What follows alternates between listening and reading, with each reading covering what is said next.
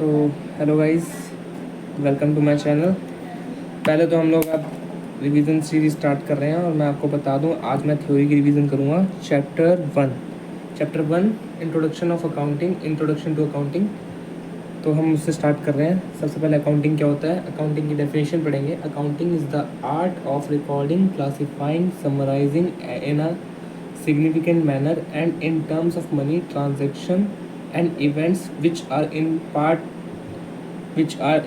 at least of a financial characters and interpreting the result thereof। ये ऐसे नहीं पढ़ी है हम लोगों ने डेफिनेशन, जिस तरीके से पढ़ी है हम लोग वो पढ़ेंगे। Identifying the financial transaction, money measurement, recording, classifying, summarising, analysing, interpreting the result thereof and communicating to the users. हमने कुछ इस तरीके से पढ़ी है। ये भी डेफिनेशन अकाउंटिंग की है, वही चीज़ है, ठीक है, घबराने की ज़रूरत नहीं है। अकाउंटिंग का दूसरा नाम accounting is a language of a business. Accounting को बिजनेस की लैंग्वेज कही जाती है, ठीक है।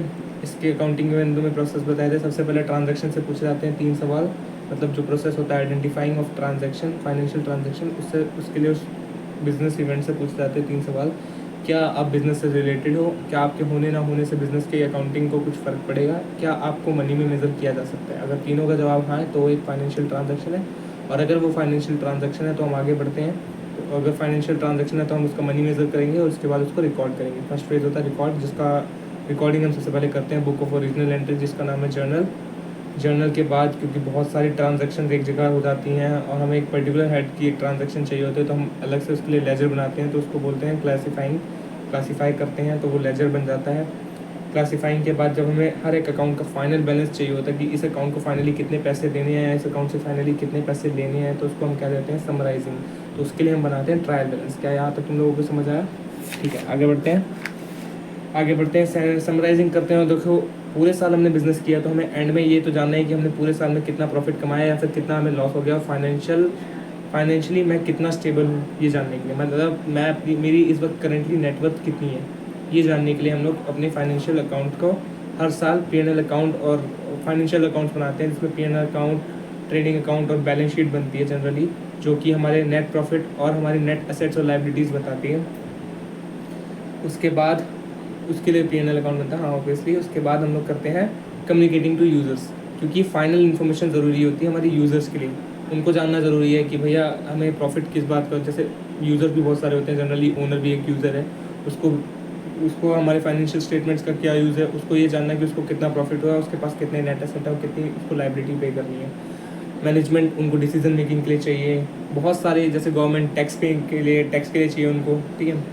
अब हम आते हैं ऑब्जेक्टिव ऑफ अकाउंटिंग में। क्या होते हैं हमारे अकाउंटिंग ऑब्जेक्टिव? पहला, मेंटेनिंग ऑफ अकाउंट रिकॉर्ड्स। पहला ऑब्जेक्टिव अकाउंट का कि वो मेंटेनिंग अकाउंटिंग रिकॉर्ड्स को करता है। Journal, ledger, trial balance, P&L balance, सारी चीज़ें हमारे लिए अकाउंटिंग रिकॉर्ड्स हैं, इनको मेंटेन करता है। पहला ऑब्जेक्टिव है अकाउंटिंग का, ठीक है। दूसरा ऑब्जेक्टिव है calculation of profit and loss. मैंने तुम्हें बता रखा था कि अकाउंटिंग के बेनिफिट्स में तुम कहीं पे भी ये पॉइंट डाल सकते हो कि एग्जैक्ट कैलकुलेशन करता है प्रॉफिट और लॉस की, ठीक है। Third point, determining financial position. Determining की जगह तुम असर्टेनिंग भी ले सकते हो, मतलब वही है कि फाइनेंशियल पोजीशन मतलब करंट नेटवर्थ हमारी बताता है कि मेरे पास कितने एसेट है, मैं कितने रिस्क लेने की कैपेसिटी में हूँ या नहीं। जैसे मान लो कि मुझे कोई इन्वेस्टमेंट करनी है, किसी फॉर्म में इन्वेस्टमेंट करनी है, तो अगर मेरे पास सफिशिएंट फंड होगा तभी तो मैं इन्वेस्टमेंट करूँगा, अगर नहीं होगा तो मैं नहीं कर पाऊँगा, ऑब्वियस बात है, ठीक है। Facilitates management in decision making. मैंने तुम्हें पहले बताया था कि जब हमारे पास प्रॉफिट अच्छा होगा तभी तो मैनेजमेंट डिसीजन मेकिंग कर पाएगी कि हमें प्रोडक्शन बढ़ानी चाहिए या नहीं बढ़ानी चाहिए। अगर किसी सर्टेन डिपार्टमेंट में हमें प्रॉफिट नहीं हो रहा और हम उसमें प्रोडक्शन करे जा रहे हैं तो हमें लॉस होगा, जो फर्म के लिए अच्छा नहीं है। अगर हमें समय से पता चल जाता है तो हम उसको बंद कर देंगे। ये काम कौन करता है? मैनेजमेंट करती है। और उनको कैसे पता चलता है? प्रॉफिट एंड लॉस अकाउंट से, ठीक है, मतलब प्रॉफिट एंड लॉस से।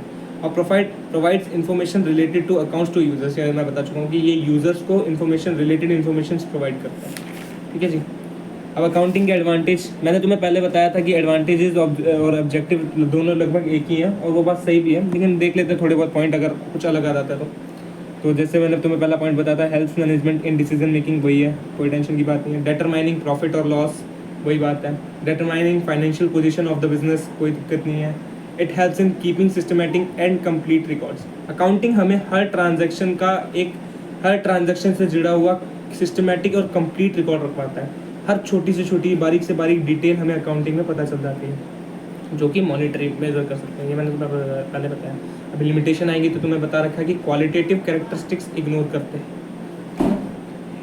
It can be treated as evidence in records, तो ये एविडेंस की तरह रिकॉर्ड्स में ट्रीट किया जा सकता है कि मतलब अकाउंटिंग के जैसे हम वाउचर्स वगैरह ले जाते हैं कि हाँ हमने इतनी सेल्स करी थी, इतनी परचेज करी थी, हम गवर्नमेंट को दिखाते हैं कि सर हमें इस साल का प्रॉफिट नहीं हुआ था, गवर्नमेंट नहीं मानेगी। लेकिन अगर हम उन्हें अकाउंटिंग रिकॉर्ड दिखाते हैं कि हाँ सर आप देख सकते हैं कि हमारे अकाउंटिंग को सच में हमें प्रॉफिट नहीं हुआ, तो उन अकाउंटिंग रिकॉर्ड्स के बेसिस पे वो हमें टैक्स में डिस्काउंट दे सकते हैं कि हाँ वो मान सकते हैं कि yes you were right. Okay आगे बढ़ते हैं। It helps in easily taking loan, मैंने बताया कि अगर हम अपना इंटरेस्ट जल्दी पे कर देते हैं या फिर हमारी क्रेडिट स्कोर जो जनरली हम बोलते हैं, तो हमारा क्रेडिट स्कोर अगर अच्छा है तो हमें जल्दी लोन मिल जाता है। तो ये भी हमारी फाइनेंशियल स्टेटमेंट से पता चलता है। उससे पता चलता है कि हम अपने लोन कितनी जल्दी पे कर देते हैं। ये फाइनेंशियल स्टेटमेंट्स में ही होता है। इसी को देख के हम मतलब सामने वाली बैंक या फिर कोई भी हमारा क्रेडिटर हमें फैसला करता है कि वो हमें लोन देंगे या नहीं देंगे। इसके आगे बढ़ते हैं। It helps in settlement of taxes, जो मैंने तुम्हें बताया कि गवर्नमेंट का टैक्सेस सेटलमेंट करने के लिए, तो इसी काम आता है। अब हम आते हैं लिमिटेशंस ऑफ अकाउंटिंग। अकाउंटिंग की क्या क्या लिमिटेशंस है। तो पहली लिमिटेशंस तो यही है कि इट इज़ नॉट एग्जैक्ट और वी से इट इज़ नॉट एक्यूरेट। पहली बात तो यही कि अकाउंटिंग एग्जैक्ट नहीं है और एक्यूरेट नहीं है, एस्टिमेट्स पे चलती है। Sometimes we also have to make estimates so result can not be accurate. तो एकदम एक्यूरेट तो नहीं हो सकता। जैसे कि मैंने तुम्हें वो एग्जांपल बताया था कि हम लोग कभी कभार अंदाज़ा लगा लेते हैं कि ये इतने रुपए का होगा और उसी हिसाब से रिकॉर्ड कर लेते हैं, तो ये ऐसा होता है। B, it ignores qualitative elements. जैसे मैंने तुम्हें बताया था कि एक बिजनेस है, मैंने तुम्हें याद हो तो आप लोगों को मैंने हम साथ साथ है मूवी का एग्जांपल दिया था कि वो उनके भाई की जॉब छोड़ने की वजह से फिर उनको अच्छा खासा लॉस होने लग गया था। तब उनको जाके पता चला था कि हाँ पैसे की वजह से नहीं, मेरे भाई की क्वालिटेटिव कैरेक्टरिस्टिक्स की वजह से या फिर क्वालिटेटिव एलिमेंट्स या फिर उनकी एफिशिएंसी की वजह से मुझे इतना प्रॉफिट हो रहा था। तो ये अकाउंट हमें नहीं बता पाता है। अकाउंट कभी भी ये नहीं बता सकता कि कितना एफिशिएंट हमारा मैनेजर था या फिर कितना क्वालिटेटिव हमारा स्टाफ था जिसकी वजह से हमें इतना प्रॉफिट हो रहा था। ये हमें अकाउंट्स नहीं बता सकता। अकाउंट हमें केवल पैसा बता सकता है कि कैसे हमें प्रॉफिट हो सकता है, कैसे लॉस हो सकता है। ठीक है। It ignores price level changes. मैंने तुम्हें बताया था जो सबसे बढ़िया एग्जांपल कार का, कि अगर हम नई कार खरीदते हैं तो हम तो अपने अकाउंट्स में वो खरीद के लाए हैं 10 लाख तक की, तो वो अगले साल पूरे साल तक 10 लाख चलती है। लेकिन जनरली इंडिया के मार्केट में होता है कि गाड़ी जैसी मार्केट में या फिर रोड पे उतरी तो उसके प्राइस कम हो जाते हैं, 10 लाख नहीं रहते, 7 लाख या 8 लाख या 6 लाख रह जाते हैं। तो वो वाला सिनेरियो है यहाँ पे। एक और सबसे इंपॉर्टेंट जो पॉइंट है इसका लिमिटेशन का, विंडो ड्रेसिंग। विंडो ड्रेसिंग मतलब it is presenting your accounts to make more favourable position of a business firm then it is actual. मतलब कि हम क्या करते हैं, अपने अकाउंटिंग इन्फॉर्मेशन को इतना अच्छे से दिखाते हैं और उसकी कमियां छुपा देते हैं ताकि जिस भी यूज़र्स को वो दिखे उसको ये लगे कि हाँ ये एकदम फेवरेबल है, बहुत ही अच्छी कंडीशन है। अगर जैसे कि बैंक लोन के लिए तो हम ये दिखाएंगे कि हम अपने इंटरेस्ट बहुत जल्दी पे कर देते हैं या फिर अपने लोन रिपेमेंट बहुत जल्दी कर देते हैं, तो वो जल्दी हमें लोन दे देंगे। गवर्नमेंट को टैक्स दिखाना होगा तो हम दिखाएंगे कि हमारे फाइनेंशियल स्टेटमेंट्स में हमें बहुत ज़्यादा लॉस हो रखा है जिसकी वजह से हमें टैक्स कम पे करना पड़ेगा। ये भी एक विंडो ड्रेसिंग है। और कभी कभार हमें अगर जब इन्वेस्टर्स चाहिए होते हैं तो हम अपनी प्रॉफिट्स बढ़ा देते हैं कि बोलते हैं कि हमें तो बहुत ज़्यादा प्रॉफिट हो रहा है, तभी इन्वेस्टर्स हमारे बिजनेस में पैसे लगाते हैं। ठीक है, तो ये विंडो ड्रेसिंग होती है कि हम इसका मैंने तुम्हें एग्जांपल बताया था कि जब घर में मेहमान आ रहे होते हैं और हम तो कॉमर्स के स्टूडेंट हैं, हम आलसी हैं, तो हम अपना घर की खिड़की को जाली साफ़ नहीं करते, हम क्या करते हैं पर्दे लगा देते हैं। कुछ वैसा ही, क्योंकि पर्दा देखने में अच्छा लगता है, कोई अंदर जाके झाँक नहीं रहा। जब झाँकते तब पता चल जाता है, वो बात अलग है। तुम्हें इतना डीप अभी जानने की जरूरत नहीं है, जब आगे आओगे तब समझ लोगे। ठीक है। नेक्स्ट स्टेप है book keeping. What is book keeping. तो बुक कीपिंग मैंने तुम्हें बताया था it is the record making phase of accounting. मतलब यहाँ पे रिकॉर्डिंग होती है, वो फेज ऑफ अकाउंटिंग है विच is concern with the recording of financial transaction and events of business, जो कि रिकॉर्ड करता है फाइनेंशियल ट्रांजेक्शन और बिजनेस के events in systematic and orderly manner. Systematic and orderly manner में करता है। ठीक है, मतलब सही तरीके से करता है। मतलब जो मैंने बताया था कि identifying, measuring, recording, classifying, summarising तक का प्रोसेस यहाँ पे होता है। ठीक है। अब मैंने तुम्हें बताया था branches of accounting. 5 branches of accounting होती है। पहला फाइनेंशियल अकाउंटिंग, दूसरा कॉस्ट अकाउंटिंग, तीसरा मैनेजमेंट अकाउंटिंग, चौथा सोशल रिपोर्टिंग अकाउंटिंग और पांचवा ह्यूमन रिसोर्स अकाउंटिंग। लास्ट के 2 तो तुम्हें पढ़ने नहीं है, तुम्हारे सिलेबस में नहीं है, लेकिन पहले 3 पढ़ने हैं तो मैं बता देता हूँ। फाइनेंशियल अकाउंटिंग जो तुम पढ़ रहे हो 11th-12th में, जो कि आपके प्रॉफिट और लॉस बताती है। ठीक है, क्लास 11th और 12th में P&L वगैरह बताने के लिए जो वो यूज़ होती है।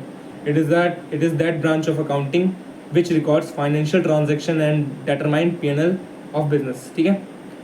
इसके बाद आता है second, cost accounting. Cost accounting, this branch of accounting is concern with the ascertaining the cost of product. ये ब्रांच ऑफ अकाउंटिंग आपकी कंसर्न है किसके लिए? Ascertaining the cost of product, मतलब प्रोडक्ट की कॉस्ट निकालने के लिए। ये जनरली आप पढ़ोगे, प्राइस ऑफ प्रोडक्ट भी ये जनरली आप कॉलेज लेवल में पढ़ोगे, मतलब आई थिंक सेमेस्टर 4 अगर आप कॉलेज में जाते हो तो, और सीए इंटरमीडिएट में पढ़ोगे, ठीक है, कॉस्ट एंड मैनेजमेंट अकाउंटिंग करके पूरा। थर्ड है management accounting. It is that type of accounting which is concern with generating accounting information as it enables the management in decision making. जैसे मैं तुम्हें बताया था कि मुझे इन्वेस्टमेंट करनी है या नहीं करनी, ये कैसे पता चलेगा? ये हमें पता चलता है मैनेजमेंट अकाउंटिंग से। और मैनेजमेंट अकाउंटिंग हमें कहीं मतलब पढ़ाई नहीं जाती, इसकी प्रैक्टिकलिटी होती है, ये कैलकुलेशन बेसिस पे होती है, और जब आप रियल लाइफ में इसको करोगे तभी आपको आती है, ठीक है। इसके बाद आते हैं हम बुक कीपिंग वर्सेस अकाउंटिंग, इन दोनों में फ़र्क क्या है। तो मैंने तुम्हें चार्ट बना रखा था, उसी के हिसाब से करेंगे।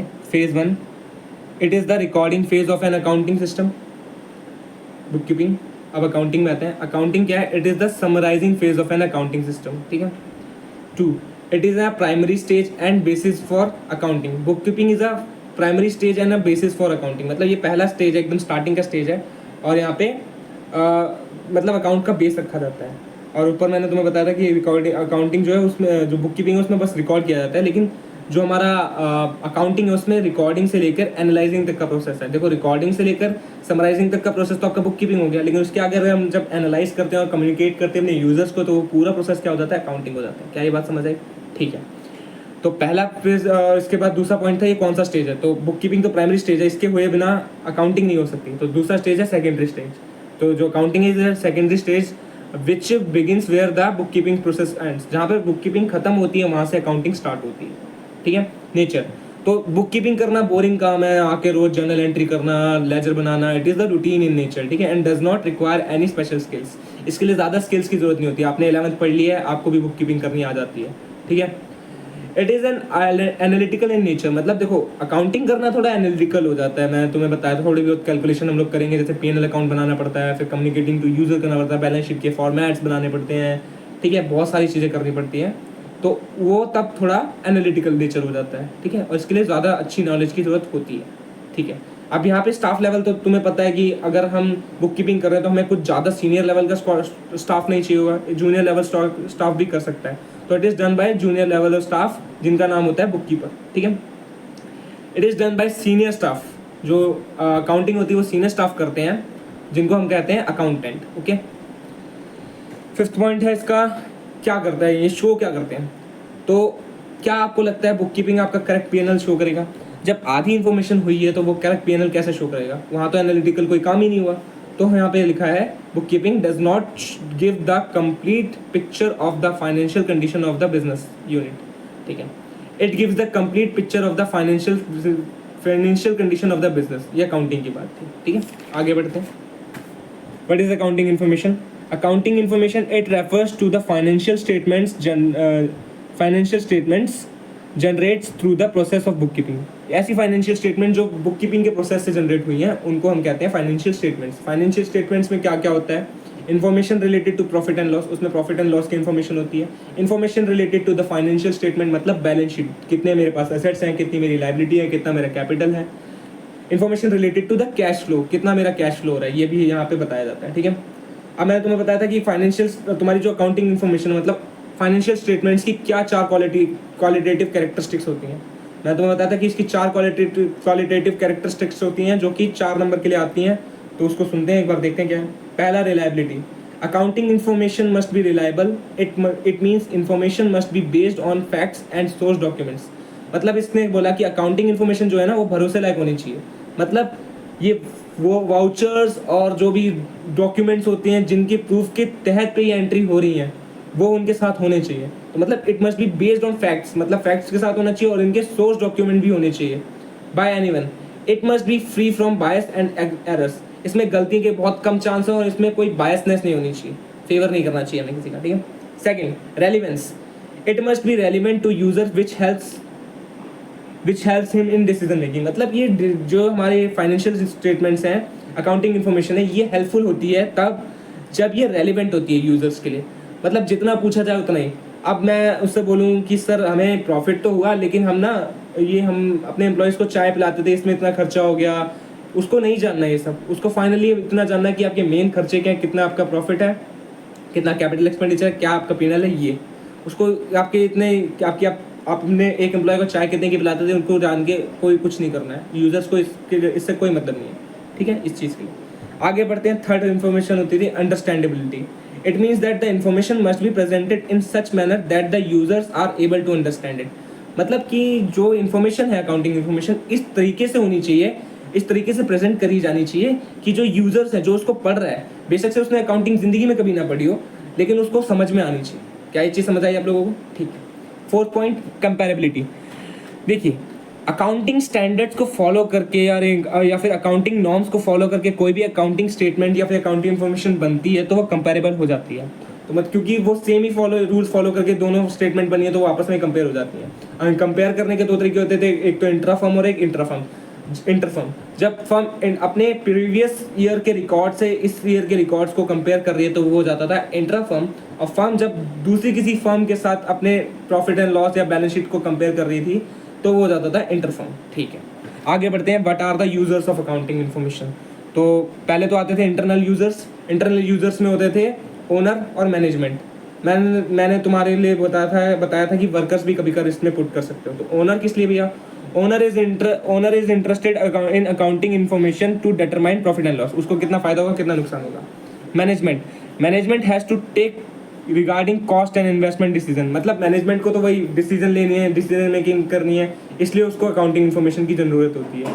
वर्कर्स को क्यों जरूरत होती है? तो वर्कर्स को भी सैलरी और बोनसेस की वजह से। अगर उनको ज़्यादा प्रॉफिट, जब फर्म को ज़्यादा प्रॉफिट होगा तो उनको बोनस ज़्यादा मिलेगा, उनको सैलरी ज़्यादा मिलेगी, इसलिए। ठीक है, अब एक्सटर्नल यूजर्स क्या क्या होते हैं? यूजर्स जो एक्सटर्नल यूजर वो होते हैं जिनको बिजनेस में, उनको अकाउंटिंग पे कोई एक्सेस नहीं होता। ठीक है, 2 मिनट रुकेंगे। तो इंटरनल यूजर्स तो वो होते हैं जिनको अकाउंटिंग इन्फॉर्मेशन का एक्सेस होता है, तो वो जो होते हैं उनको अकाउंटिंग इन्फॉर्मेशन का एक्सेस होता है, जो कि ओनर और मैनेजमेंट होते हैं। लेकिन एक्सटर्नल यूजर्स जो होते हैं उनको अकाउंटिंग इन्फॉर्मेशन का एक्सेस नहीं होता। ठीक है, लेकिन उनको ज़रूरत पड़ती है, अच्छी अकाउंटिंग इन्फॉर्मेशन की ज़रूरत पड़ती है। लेकिन किस किस के लिए, अब देखते हैं। पहला, बैंक्स को क्यों ज़रूरत होती है? बैंक क्या करती है? बैंक लोन प्रोवाइड करती है, बैंकिंग फैसिलिटीज़ देती है। अगर आपको अच्छे प्रॉफिट्स हो रहे होंगे और आप अच्छा रिटर्न दे पा रहे होंगे तभी तो बैंकिंग फैसिलिटीज़ देगी बैंक। ठीक है, इसीलिए वो हमें कैसे पता चलेगा? वो हमें फाइनेंशियल इन्फॉर्मेशन से पता चलेगा। इसके बाद इन्वेस्टर्स को भी ज़रूरत होती है। अगर वो अपना पैसा लगा रहे हैं बिजनेस में तो उनको चाहिए ना कि उनको अच्छा रिटर्न मिले। वो कैसे उनको पता चलेगा? फाइनेंशियल इन्फॉर्मेशन को देख के। ठीक है, because investors have to invest money in the business. Creditors को क्यों चाहिए? To determine the creditworthiness of the business, कि वो कितनी जल्दी पैसा लौटा दे रहा है, ओनर या फिर बिजनेस कितनी जल्दी पैसा लौटा दे रहा है, ये जानने के लिए क्रेडिटर्स को इन्फॉर्मेशन की जरूरत होती है। ठीक है, गवर्नमेंट को क्यों? टू सेटल टैक्सेस, मैंने तुम्हें बताया था टैक्सेस के सेटलमेंट के लिए। टू पब्लिक को क्यों जरूरत होती है? अगर आपको अच्छा प्रॉफिट हो रहा है, मतलब लोग आपसे गुड्स परचेज कर रहे हैं, मतलब आप क्वालिटी गुड्स बेच रहे हो, तो पब्लिक को भी आपकी फाइनेंशियल इन्फॉर्मेशन की जरूरत होती है। ठीक है, to ensure the quality of the goods and services. Researcher को क्यों जरूरत होती है? भैया विकिपीडिया, फॉर्ब्स, ये क्यों वो भी तो लिखते हैं ना, जैसे top 10 richest person in the India, top 10 richest businesses in India. तो वो कैसे पता करते हैं? वो उनकी फाइनेंशियल स्टेटमेंट्स देखते हैं, फाइनेंशियल स्टेटमेंट्स से देख के उनको पता चलता है, फिर वो अपनी रिसर्च साइट्स या फिर वेबसाइट्स या अपने आर्टिकल या ब्लॉग में करते हैं ना, बस। ठीक है, इसके बाद आगे बढ़ते हैं। What is the difference between accounting and accountancy? तो इस बात को समझो, accountancy is the subject. Accountancy को पढ़ के आप अकाउंटिंग सीखते हो। ठीक है, अकाउंटेंसी सब्जेक्ट है, नॉलेज है, और अकाउंटिंग एक्शन है। तो मतलब अकाउंटेंसी अगर मैंने पढ़ ली, अकाउंटेंसी अगर मुझे आती है तभी मैं अकाउंटिंग कर सकता हूँ। समझ गए? जैसे कि हम मैथमेटिक्स पढ़ते हैं फिर उसकी प्रैक्टिकलिटी करते हैं ना, वैसे ही अकाउंटेंसी हम पढ़ते हैं और अकाउंटिंग हम करते हैं। आपके सब्जेक्ट का नाम अकाउंटेंसी है। ठीक है, अकाउंटिंग द एक्शन और process, accountancy is the knowledge. तो मैंने तुम्हें बताया था accounting is the application of accountancy और accountancy is the knowledge for accounting. ठीक है, आप इस चैप्टर के लास्ट पॉइंट पे हम आते हैं। आई थिंक लास्ट है double entry versus single entry system. ठीक है, तो double entry system versus single entry system क्या होता है? तो डबल एंट्री सिस्टम मतलब it means a system of accounting which records both aspect debit and credit of a financial transaction. Double entry system क्या करता है? हर ट्रांजेक्शन के दोनों एस्पेक्ट, डेबिट और क्रेडिट, दोनों को रिकॉर्ड करता है। ठीक है, where is single entry system, it means recording of one aspect of transaction sometimes. ये केवल एक ही एस्पेक्ट को रिकॉर्ड करता है, ठीक है। आगे बढ़ते हैं। It maintains complete record of transaction. Double entry system जो होता है record complete record of transaction रखता है, मतलब क्योंकि देखो डेबिट क्रेडिट दोनों हो रहा है तो पता चल रहा है कि दोनों अकाउंट की इन्वॉल्वमेंट कहाँ है, तो इससे कंप्लीट रिकॉर्ड ऑफ ट्रांजेक्शन हो जाता है। लेकिन इट इज जो सिंगल एंट्री है वो इनकम्प्लीट रिकॉर्ड्स होता है, और इसका तो नाम भी है अकाउंट्स फ्रॉम इनकम्प्लीट रिकॉर्ड, तो ये तो कभी भी इनकम्प्लीट रिकॉर्ड नहीं रख सकता। तो जैसे कि हमने तुम्हें बताया था कि थर्ड पॉइंट है, since one aspect of transaction is debited, अगर एक एस्पेक्ट डेबिटेड है और दूसरा ट्रांजैक्शन एस्पेक्ट इज क्रेडिटेड है तो टोटल हमेशा डेबिट का क्रेडिट के इक्वल होगा। ये डबल एंट्री की बात थी, लेकिन सिंगल एंट्री में तो डेबिट और क्रेडिट का कोई नाम ही नहीं है, ठीक है।